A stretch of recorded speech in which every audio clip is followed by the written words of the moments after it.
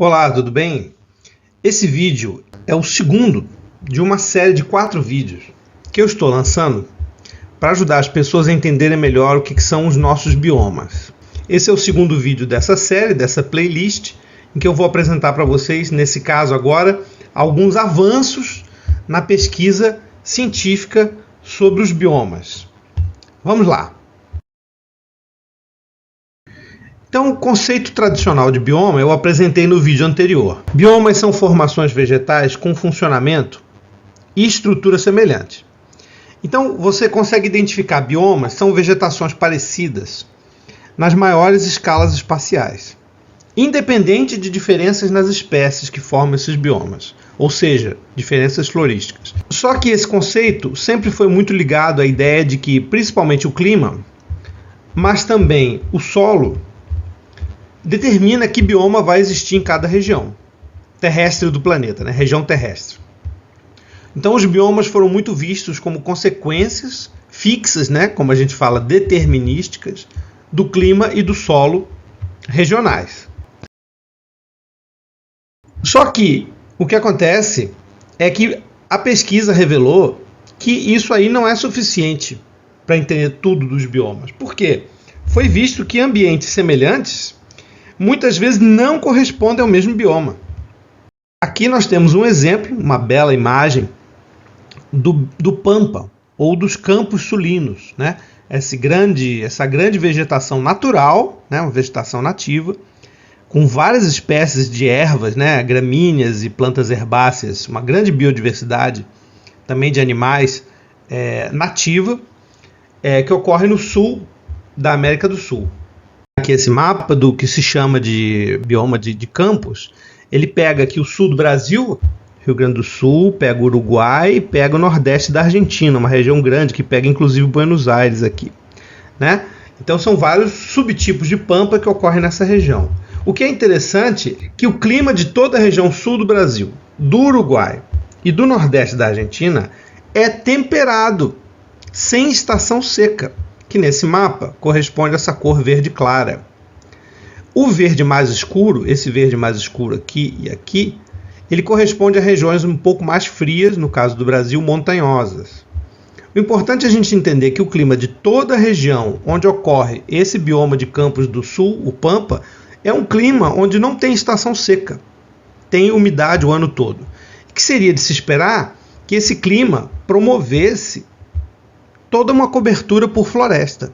Esse bioma, na prática, ele existe como um mosaico de florestas e campos, né? A maior parte é campo, com várias ilhas ou manchas de floresta, como aqui no caso, uma floresta com araucárias no Rio Grande do Sul.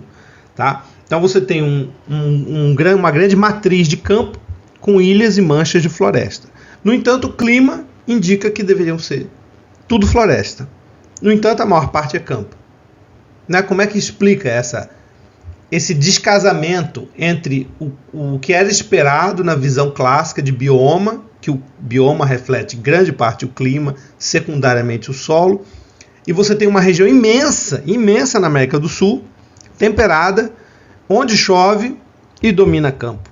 O que acontece é que o que vai predominar nessa grande região, se vai ser campo ou se vai ser floresta, depende da frequência do fogo e do relevo de cada local. Então o que acontece aqui é que os seres humanos na região, os proprietários rurais, tocam fogo no campo para renovar o pasto, em grande parte, para limpar ervas daninhas, para justamente impedir a sucessão ecológica do campo se transformando numa floresta também. Então, isso aí impede que o campo avance para a floresta. Entendeu? Isso ocorre desde as épocas, pelo que se sabe, dos indígenas que habitavam essa região também. Então isso é um exemplo de um bioma que é mantido fora do seu clima esperado, que deveria ser mais seco. Então eu queria avançar na ideia de que certos climas também podem promover mais de um bioma na mesma região. O exemplo mais famoso disso é a sequência de savanas ou campos e florestas tropicais, que esses dois tipos de biomas têm mecanismos de reforço que impedem a sua substituição por outros biomas. Então, qual é o mecanismo de reforço nas savanas? Aqui é um exemplo de uma savana. Aqui bem na frente você vê um afloramento rochoso, né? Aqui você vê a savana, poucas árvores, muitas gramíneas, pegando fogo. Então a savana, ela acumula na estação seca. A savana tropical, ela tem uma estação seca. Ela é dominada por gramíneas, que é o cerrado no caso do Brasil.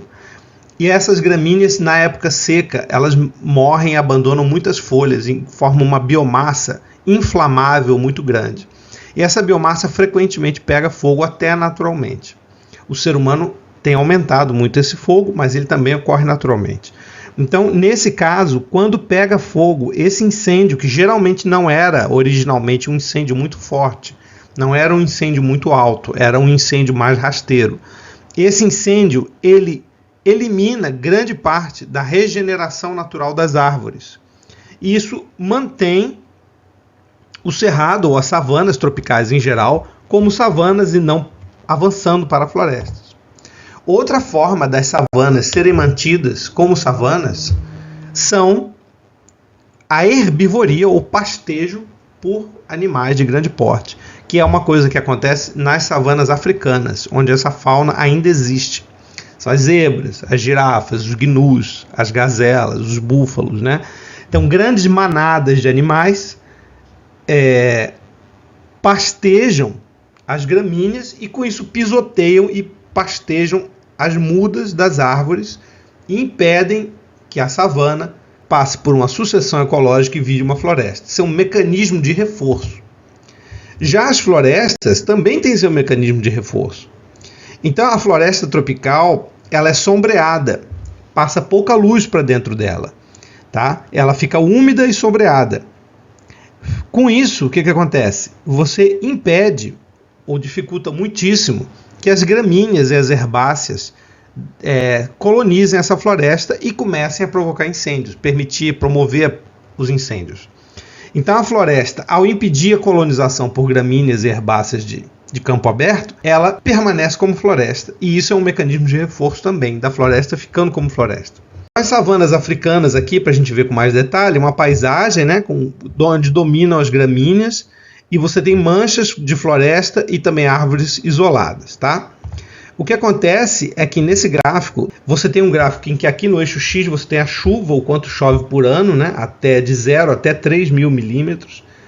Aqui no eixo Y você tem a sazonalidade dessa chuva. Ou seja, se a sazonalidade é muito baixinha, significa que chove o ano todo. Se a sazonalidade vai ficando maior, significa que chove só num período e tem vários meses secos, tá? Então o que a gente vê nesse gráfico é o seguinte, ó, a chuva aqui até uns 800 milímetros, ou seja, chove muito pouco. Qualquer que seja a distribuição dela, uniforme ou não, você vai ter aqui um campo, tá? Uma savana, um campo, porque é seco, é difícil para as árvores se manterem, você vai tendo árvores muito baixinhas, poucas árvores e fica uma savana. Então, numa grande faixa aqui, ó, entre 800 e mais ou menos 1.700 milímetros, você tem nesse triângulo, você tem uma ambiguidade em que essas regiões que têm esse grau de chuva, e quanto mais sazonais elas forem, elas podem comportar tanto floresta, uma região florestal, quanto savana. Ou seja, existe um grupo de climas aqui, com uma chuva acima de 800 e vários graus de sazonalidade, que pode promover tanto savana quanto floresta. E aqui a gente vê o mapa, aquele mesmo gráfico anterior, porém agora em forma de mapa. E aqui você vê aquelas áreas verde escura, que eram áreas que chovia acima de 800 milímetros por ano, e que essas áreas comportavam floresta tropical, elas estão aqui, ó, tá vendo? Na África Equatorial. As áreas que eram toda bege e que choveu abaixo de 800 milímetros e que comporta necessariamente savana ou campo ou até deserto, são essas áreas todas aqui, que estão mostradas em bege. E essas áreas de estradas correspondem àquela faixa triangular em que você tem as duas coisas sendo possíveis, uma precipitação acima de 800, porém uma sazonalidade. Então você tem uma estação seca marcada e pode formar tanto floresta quanto campo. Então essa área enorme da África aqui é uma área em que você tem diferentes combinações de mosaicos de campo e floresta, diferentes savanas, né, com floresta e campo, e essas savanas e essas florestas, uma vai aumentar, a outra vai diminuir dependendo da época e das circunstâncias. Por que isso acontece? Porque nessas áreas em que o clima permite os dois biomas acontecerem juntos, dependendo da perturbação, dependendo do pastejo pelos animais, dependendo do fogo, dependendo da ação de perturbação, você vai favorecer a savana ou vai favorecer a floresta. Se tiver menos perturbação, tende a favorecer a floresta. Lentamente ela vai crescendo sobre a savana. Se tiver mais perturbação, tende a favorecer a savana até um certo ponto. Um aspecto que a pesquisa mostrou que também tem muita influência sobre os biomas é a história evolutiva que aconteceu em cada região e as diferenças nas espécies dominantes. Porque o legado da história evolutiva modifica o funcionamento dos biomas. O mesmo bioma pode funcionar de maneira diferente em regiões que a gente chama de floristicamente distintas, dependendo das espécies dominantes. Por exemplo, as savanas do mundo, tá? As savanas do mundo, que nesse mapa de biomas do WWF está aparecendo como essas áreas laranja, que tem aqui na América do Sul. Essas áreas de savanas, elas se formaram no que a gente chama de período Mioceno, mais ou menos.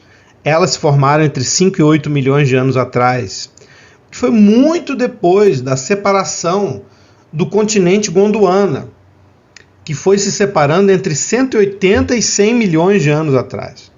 Então essas savanas, quando elas se formaram, porque o clima secou no Mioceno, né, em grande parte, os continentes já estavam separados. Tá? Então as espécies que se formaram, se adaptaram para essas savanas, foram espécies de diferentes linhagens evolutivas. Tá? Então, por exemplo, no caso da América do Sul, aqui no Cerrado brasileiro, ele é dominado por espécies de Mimoside, de Melastomatácea, de Malpighiácea, o gênero Qualia. Tá? São grupos muito comuns, muito dominantes, que têm várias adaptações à savana. Já na região africana, você também tem Mimoside, mas muitas acácias, especialmente, e também muitas espécies do gênero Senna, que são Cesalpinioides, e também Combretáceas, como essas aqui embaixo. Tá? São outros gêneros e famílias que são importantes na savana africana. E já na savana australiana, você tem a predominância de Mirtáceas, que são os eucaliptos e as corímbias, que dominam as savanas em termos de espécies de arbustos e árvores, tá? Que eu estou falando, não de gramíneas e ervas, estou falando em termos de espécies de árvores e arbustos. Então você vê que diferentes grupos de espécies dominam as savanas de diferentes continentes. Tá? Só que isso tem uma consequência. Essas diferenças de florística produzem diferenças de estrutura e funcionamento. Tá? Na regeneração pós-fogo. Se você olhar aqui à esquerda e para a direita, América do Sul, África e Austrália, as espécies de árvores e arbustos da América do Sul, do Cerrado, né? Elas são mais baixas do que as africanas e as australianas são muito mais altas. Então a savana australiana tem uma estrutura diferente, porque ela tem árvores muito grandes, que não tem na savana sul-americana, e não tanto na africana. Além disso, a flora de árvores da savana do Cerrado, né, muitas evoluíram cascas muito grossas, resistentes ao fogo, que isolam termicamente. Isso já não aconteceu tanto na África e na Austrália, principalmente na Austrália muito menos, tá? Onde as cascas são super fininhas dos eucaliptos e tal, das mirtáceas. Então você vê, isso já é uma questão de funcionamento, né? Resposta da regeneração após o fogo, é completamente diferente nessas savanas. Então nesse caso, diferenças florísticas nas espécies abundantes, elas geraram diferenças de funcionamento nessas savanas. Aqui um outro exemplo, dessa vez nas florestas tropicais úmidas, que no Sudeste Asiático você tem florestas com dominância de árvores do gênero Shorea, da família botânica Dipterocarpácea. Qual é a característica dessas shoreas? Elas são árvores imensas, gigantes, que normalmente atingem na vida adulta 60 metros de altura, às vezes mais. Tá? E elas são muito abundantes na floresta. Elas são comuns nessas florestas do Sudeste Asiático. Então você tem uma floresta com uma estrutura diferente, com uma biomassa maior, com uma verticalização maior. Tá? Então é uma floresta um pouco diferente por causa da evolução de um grupo botânico. Tá? Ou seja, uma diferença florística que fez uma diferença funcional também. Tá? Então, isso leva a gente a uma pergunta. A gente deve igualar os biomas com regiões biogeográficas? Tá? Considerar um bioma igual a uma região biogeográfica com espécies e comunidades únicas? Então, aqui é um exemplo, né, de um mapa de tipos de vegetação da América Central, América do Sul e do Caribe. Né? Diversos trabalhos científicos eles encontraram que, do ponto de vista dos gêneros botânicos, das famílias botânicas, das linhagens evolutivas, né, das espécies de plantas, essas regiões são diferentes.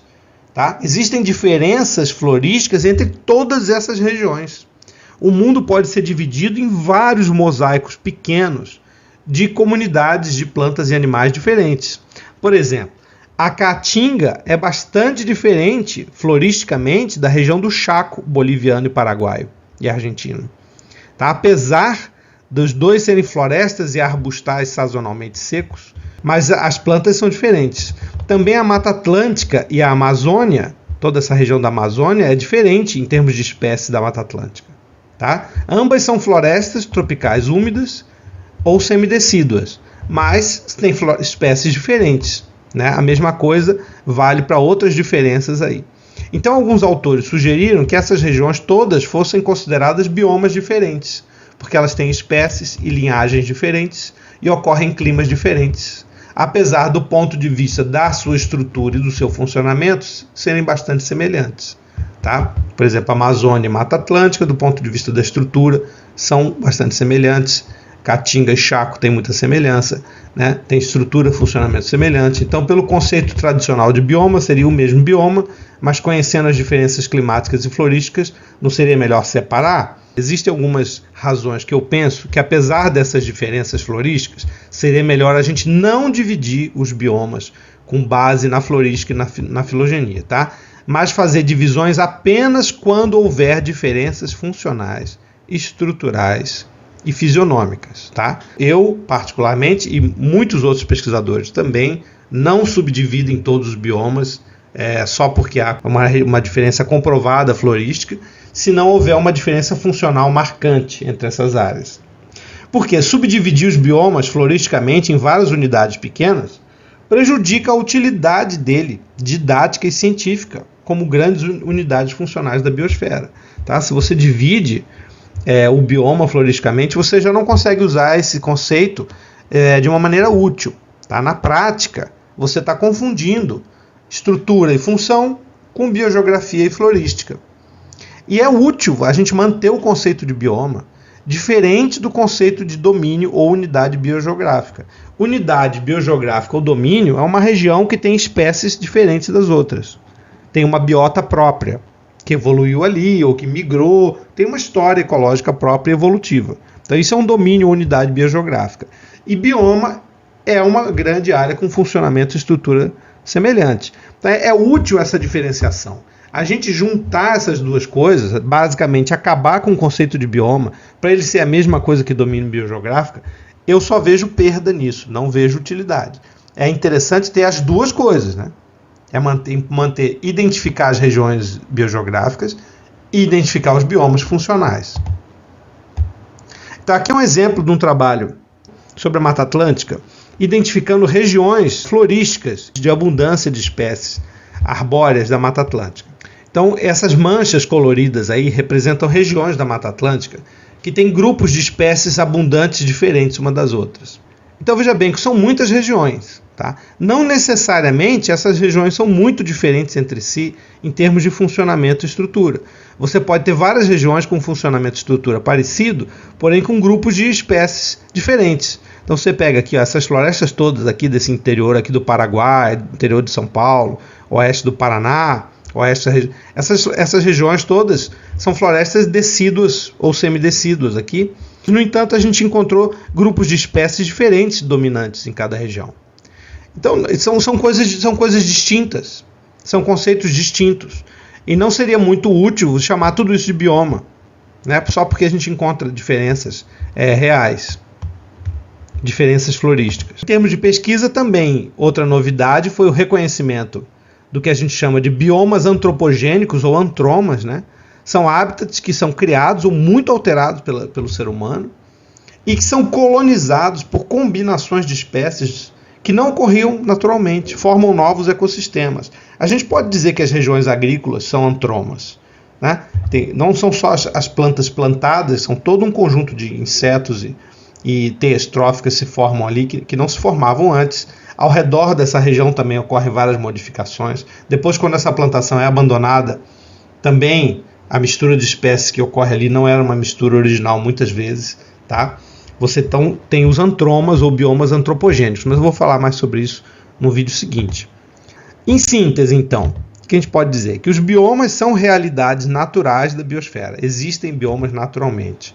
Eles são grandes unidades ecológicas e funcionais, ou seja, eles têm um funcionamento parecido, né, e estrutura parecida. Eles são úteis para a gente compreender a biosfera, o funcionamento da vida, também para a gente fazer previsões, considerar os biomas dessa forma. Só que os biomas são mais complexos do que a gente pensava, porque a pesquisa mostrou que eles podem mudar de estado abruptamente no mesmo clima e que diferenças nas espécies dominantes podem afetar o funcionamento desses biomas em diferentes continentes e regiões, e aí nesse caso seria importante levar isso em conta.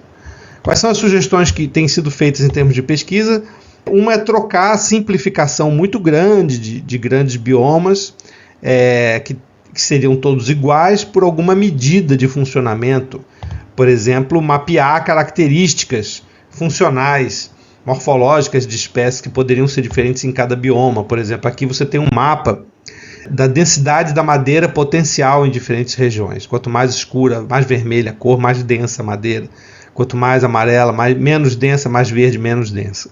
Então você fazer um mapa de densidade da madeira seria uma maneira de você ver diretamente diferenças funcionais.